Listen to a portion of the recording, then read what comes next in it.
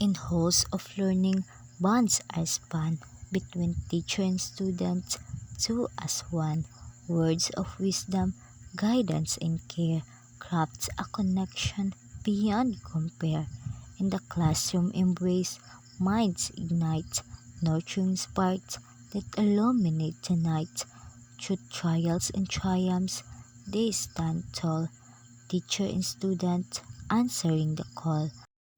With patience and grace, they navigate the winding paths of faith. Truth, laughter, and tears they find strength in the ties that bend. For in the dance of knowledge this way, building bridges that never decay, a symphony of learning, sweet and true, between teacher and student, forever anew. So let the world witness this sacred bond between mentor and pupil fond.